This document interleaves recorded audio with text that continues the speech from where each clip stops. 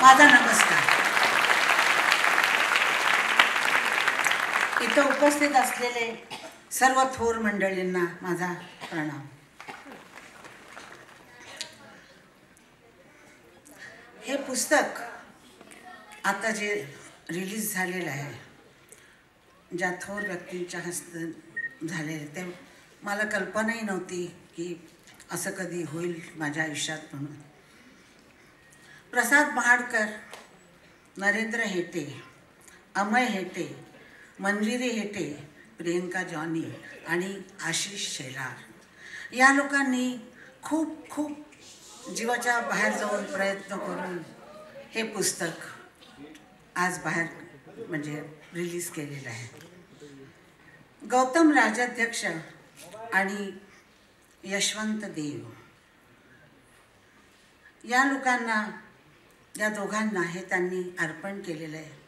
कारण यशवंत देवांना मी गुरुसारखं मानायचे. आणखीन गौतम तर माझा मुलगाच होता. ही जी तुम्ही इथं चित्र बघतात माझी, तशी मी दिसत नाही, पण त्याच्या कॅमेऱ्यावर कोणी व्यक्ती सुंदरच दिसायची आणि त्याला एक त्याच्यात कला होती. ती कला त्याच्याबरोबरच गेली. पण मला एक माणसाला विसरता येणार नाही.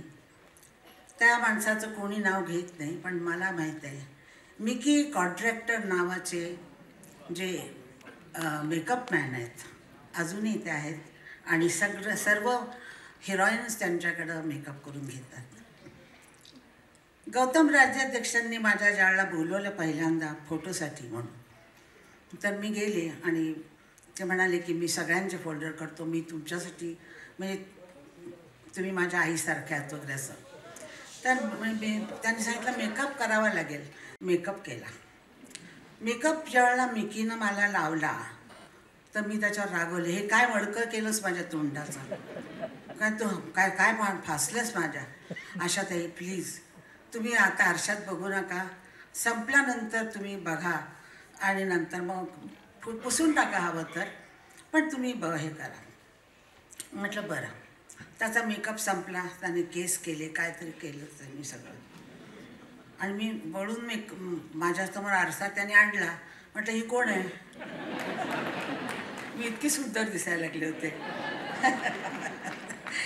तर ते मिकी कॉन्ट्रॅक्टर आज पण सगळ्या हिरोईन्सचा मेकअप करत असतात, फार मोठे आहेत. गौतम राजाध्यक्ष आणि मिकी कॉन्ट्रॅक्टर यांची जोडी होती. विश्वास नेरुरकर माझ्या आयुष्यात खास माझं त्यांनी काम केलेले आहे. त्यांनी सगळे आर्टिस्ट लोकांची पुस्तकं करत होते. ते त्यांना गाण्याचा शौक आहे अतिशय. त्यांनी पहिलं दीदीचं पुस्तक काढलं. त्यावेळेला मला ते म्हणाले होते की आशाबाई मी तुमच्यावर पण तुमचं पुस्तक गाण्याचं काढणार आहे. तर त्यांनी कुछ गली कुछ में जाके उन्होंने ढूंढ के कहाँ से गाणे निकाले. आणि त्यांनी अतिशय त्रास घेऊन तो प्रसाद आणि ते दोघंजणं मिळून काम करत होते आणि त्यांनी ते पुस्तक कुणाकडनं काही मदत न घेताना स्वतःच्या याच्यावर छापलं. ते पुस्तक छापल्यानंतर माझ्या 60व्या वर्षी ते त्यांनी रिलीज केलं.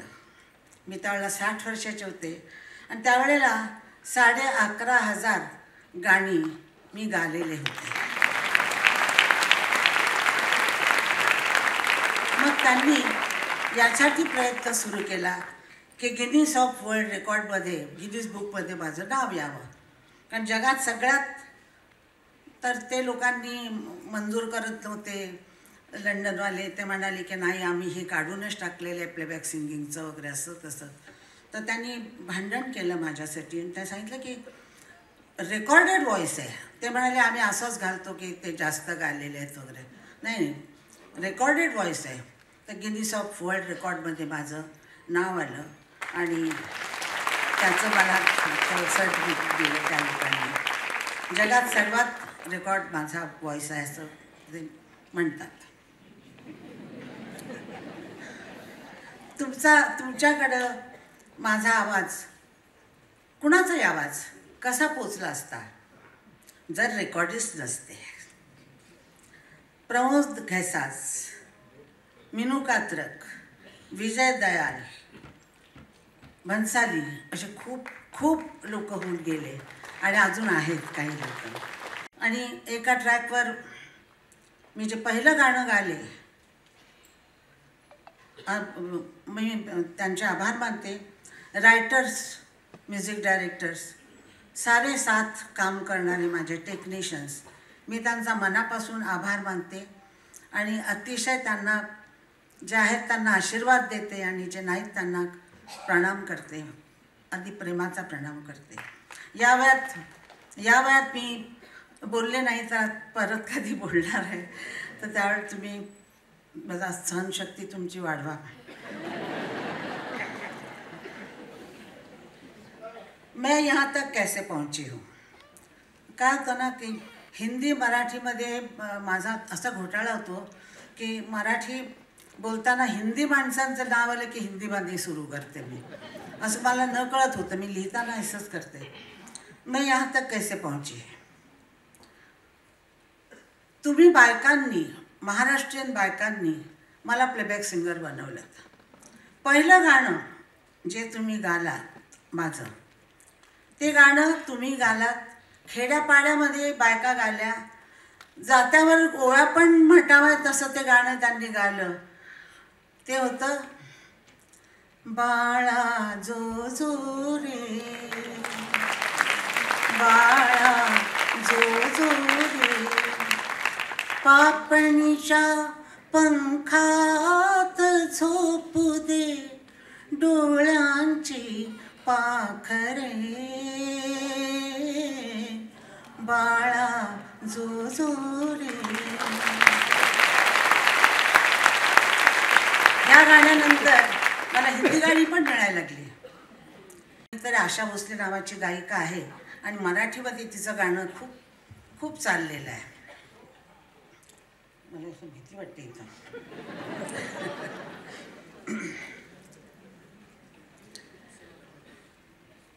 खूप म्युझिक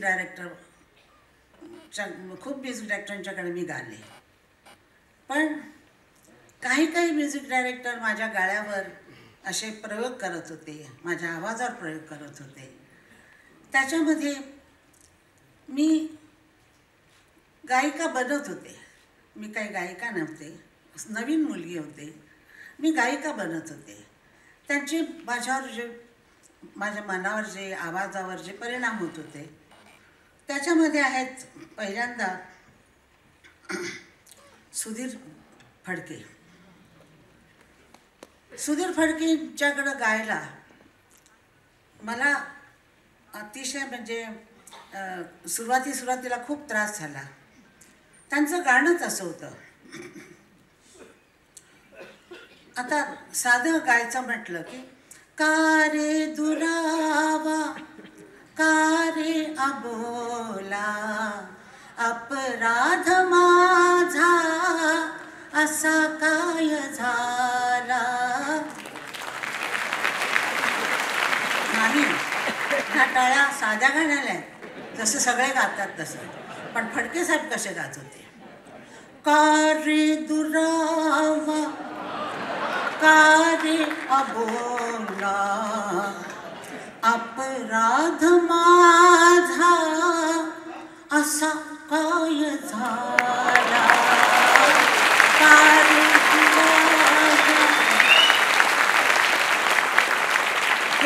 हे जे संस्कार, आणि मी जरा नक्कल करायची त्यांची नक्कल त्यांच्याकडे बघत बसायचे, ते कसे ताना म्हणतायत वगैरे, कसं करतायत तसे.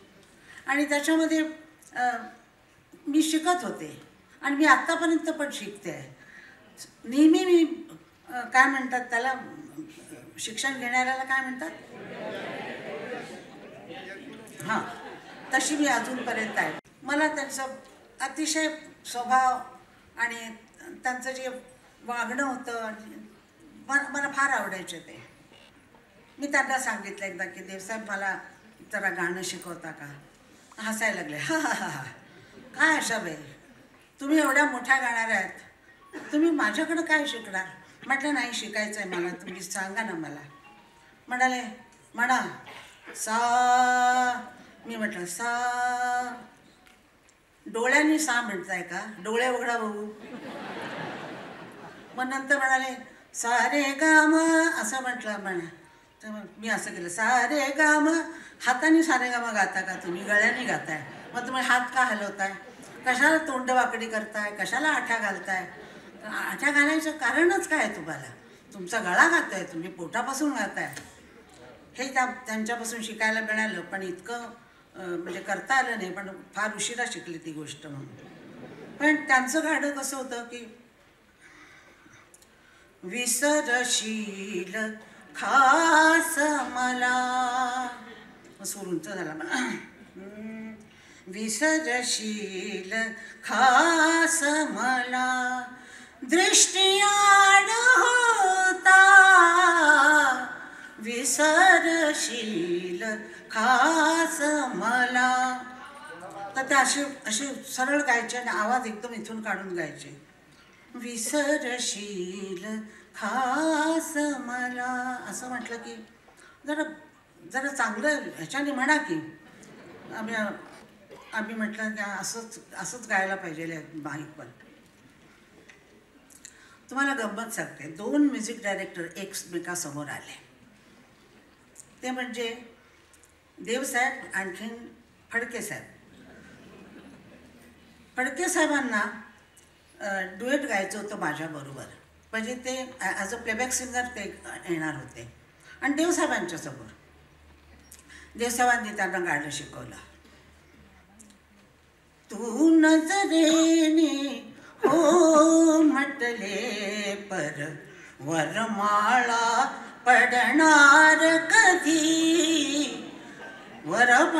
कर पडलेत गळ्यात तुझे पण वरमाळा पडणार कधी. फडके साहेबांनी त्यांच्याकडे बघितलं, माझ्याकडे बघितलं होता.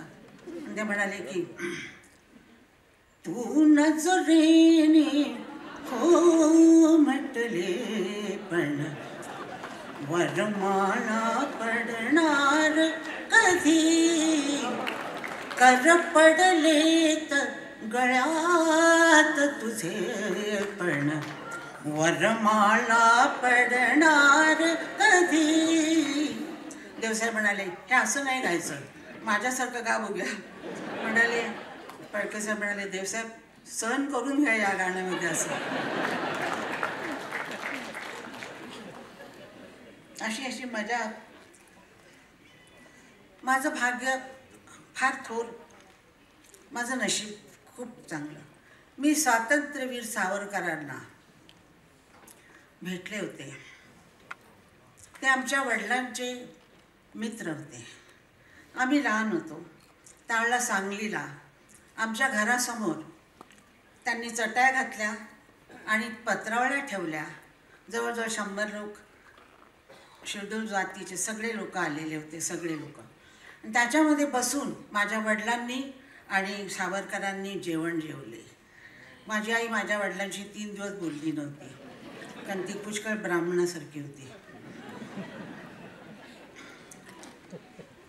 आणि त्यानंतर बऱ्याच दिवसानंतर मला ते भेटले आणि मी भेटत राहिले त्यांना. आई माझी डबा घेऊन जायची त्यांच्याकडं जेवण द्यायला. त्यांना ते जेवण मागायचे की माझ्या आईचं नाव शेवंती, माई म्हणायचे. आणि दादरला त्यांच्या घरी आम्ही यायचो. एकदा ते मला म्हणाले काय आशा, तू दीनानाथसारखी गातेस का? म्हटलं हो गाते की म्हटलं. आणि धोंडा मारून घेतला आपल्या पायावर. आता त्यांच्यासारखं गायचं म्हणजे काय.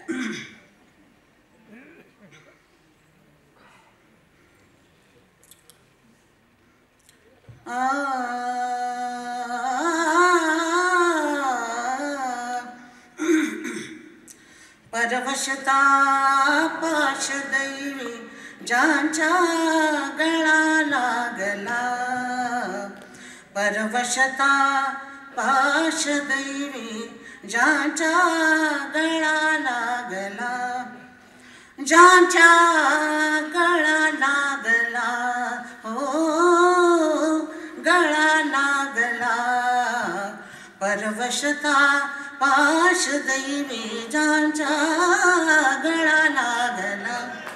असून खास मालक घरचा, असून खास मालक घरचा, असून खास मालक घरचा, म्हणते चोर त्याला परवशता पाश दैवी ज्याच्या गळा लागला, ज्याच्या ज्याच्या ज्याच्या ज्याच्या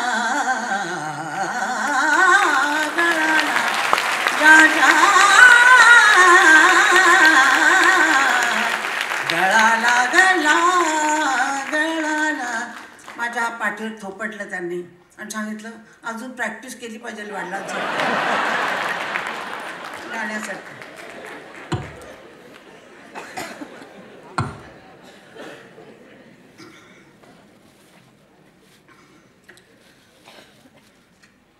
हृदयाविषयी बोलायचं राहूनच गेलं.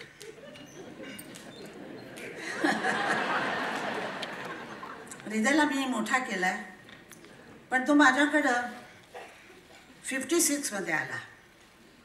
56मध्ये येऊन मला त्यांनी धोतर नेसून असा शर्ट घातलेला, असा बाबांसारखा हातामध्ये ओचा, धोतराचा ओचा बंगाली लोकांसारखा पकडलेला. गाडीत उतरला आणि विचारलं की आशाताई तू माझं गाणं गाणार का? मी त्याच्याकडे असं बघितलं, हाच तो मुलगा आहे मी कडेवर घेऊन फिरत होते. आणि मी त्याला म्हटलं हो गाईन की. त्यावेळेला अड्डता होती की काही गाऊ शकतो आपण म्हणून, असते काही वेळेला येते लोकांच्या डोक्यामध्ये. त्यानं पहिलंच गाणं मला जे गायला सांगितलं, चांदणी चांद, काय सुरू घेऊ रे सुरेश? चांदणी, हां, चांदणी शिंपीत जाशी चालता तू चंचली, ओंजळी उधळीत मोती, ओंजळी उधळीत मोती, हा सरी तारा फुले फुले. आवाज बसलाय, सकाळच्या सकाळी गायचं ना. हा चांदणी शिम, आता फुले म्हणून ती तान जी आली ती फुले चांदणी, माझ्या पायाखालची जमीन निघून गेली. म्हटलं अरे हे असं गाणं गायला लागतोय. मग प्रॅक्टिस केली आणि मी ते गाले. त्यानंतर त्यांनी मला 66 साली माझ्या आयुष्यात खूप घडामोडी घडल्या होत्या, खूपच त्रासामध्ये होते, त्यातही गातच होते. त्यावेळेला त्याने मला 66 साली ऑगस्ट महिन्यामध्ये जीवलगा हे गाणं गायला सांगितलं. जीवलगा हे गाणं सुरामध्येच गाणं येतं, सुरामध्येच त्याची अर्थता येते. गाणाऱ्याला काही करावं लागत नाही, तरी पण गाण्याला करावं लागतं. जीव जीवलगा राहिले रे दूर घर माझे, पाऊल थकले माथ्यावरचे जड झाले ओझे. जीवलगा जीवलगा जीवलगा. मला मी त्याला विचारलं एकदा की बाळ तू ही गाणी कशी करतोस, हे तुला कसं सुचतं?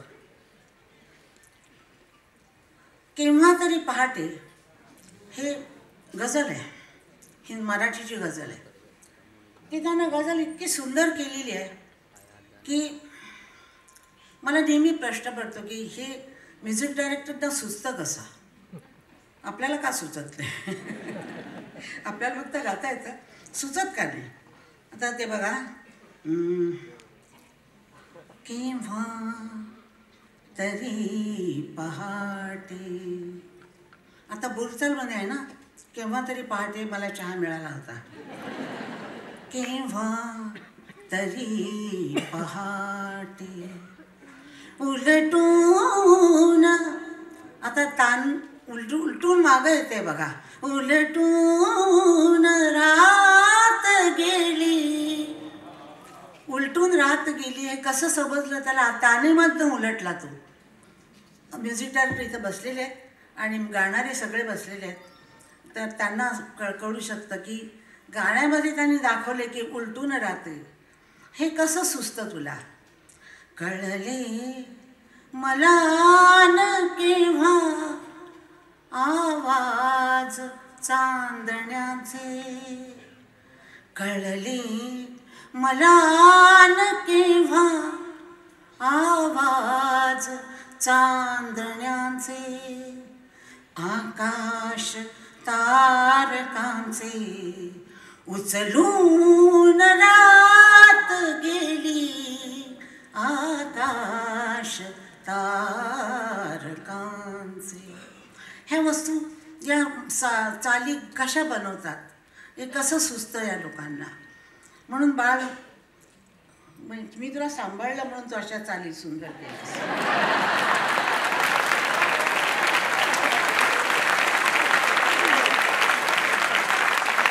आता हे गाणं बघा, आता असं गाणं झालं, अशी त्याची पुष्कळ गाणी आहेत अशी, म्हणजे मी म्हणत राहिले तर साहेबांना फार उशीर होईल. तर चांदण्यात फिरताना, चांदण्यात फिरताना माझा धरलास हात थरथरतो ना बाईचा.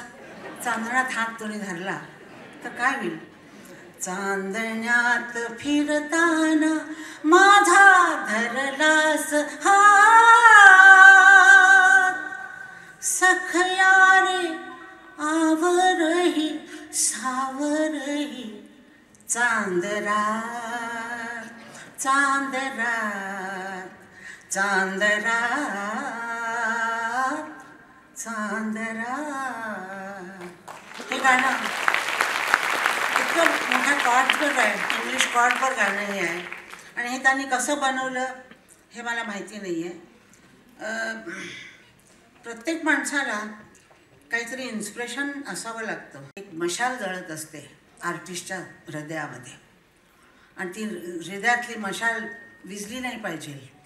कुणीतरी म्हटलेलं आहे, कवीने सांगितलं होतं मला कुठल्या तरी, मला आता आठवत नाही, की मनातल्या कळीला उमलू देऊ नका, मनातल्या कळीला उमलू देऊ नका, कारण ती उमलली तर कोमजून जाईल. आयुष्यामध्ये तुम्ही तुमच्या मनाच्या कळीला तरुण ठेवा, तरुण ठेवा. म्हातारं झालं असं म्हणूच नका. म्हातारं झालं असं म्हटलं की कळी कोमजली, फूल कोमजलं. ते आपण देवळात जातो, देवळासाठी तिथं काहीतरी घेतो, फुलं घेतो, काहीतरी घेत असतो आणि देवळात जातो. देवळात जायच्या आधी आपण म्हणतो माझ्या मुलाला नोकरी लागू दे, माझ्या मुलीचं काहीतरी होऊन दे, माझ्या मुलाला मूल होऊन दे, आणि मला पैसा मिळू दे, हा पैसा कमी आहे, करोडो रुपये आणि करोडो मिळू दे, असं आपण देवाला सांगायला जातो. पण आत गेल्यानंतर, मूर्तीकडे बघितल्यानंतर आपण शांत चित्त होतो की आपल्याला कळत नाही आपण काय मागायला आलो होतो म्हणून. आपण गंभीरपणाने त्या मूर्तीकडे बघत राहतो, आपल्या डोळ्यातून पाणी येतं, मग आपण बाहेर येतो आणि नंतर म्हणतो की अरे आपण जे मागायचं होतं ते मागितलंच ते देवाकडं. अशी माझी आज स्थिती झालेली आहे की ज्या मूर्तीला बघायचं होतं, ज्याच्याकडं खूप मागायचं होतं, बोलायचं होतं, त्याच्यासमोर आल्यानंतर मी भागवतांशी बोलूच शकले नाही, मी बोलूच शकले. आणि ज्यांच्या आयुष्याच्या मशाली जन्मभर पेटवून ठेवलेल्या आहेत, त्या लोकांशी मी काय बोलणार? माझी फक्त आवाजाची मशालच मी जाळत ठेवलेली आहे, पण त्यांच्या आयुष्याच्या मशाली त्या जाळत आहेत आणि सगळ्यांना उत्साहित करतायत ते की तुम्ही असं करा. मला आवडणारी माणसं, काही माणसं, मला खरं म्हणजे राजकारण कळत नाही. राजकारणामध्ये मी अतिशय शून्य आहे. 80 वर्ष माझ्याची किती राष्ट्र म्हणजे काय राजकारण झालं माझ्या आयुष्यामध्ये, माझ्या करिअरच्या बाबतीत, ते मला अजून कळलं नाही. आता थोडं थोडं कळायला लागले पोरांमुळं. पण मला माणसं आवडतात, राजकारणी माणसं आवडतात, अशी सगळी माणसं आवडतात. आता आशिष शेलार आहे, मला आवडतं. सावरकर साहेब माझ्या देवळातच आहेत. ते पंतप्रधान मोदीजी मला फार आवडतात. मोहन भागवत मला फार आवडतात. माझ्या मंदिरातल्या मूर्त्या आहेत त्या. जय भारत माता की जय, जय महाराष्ट्र.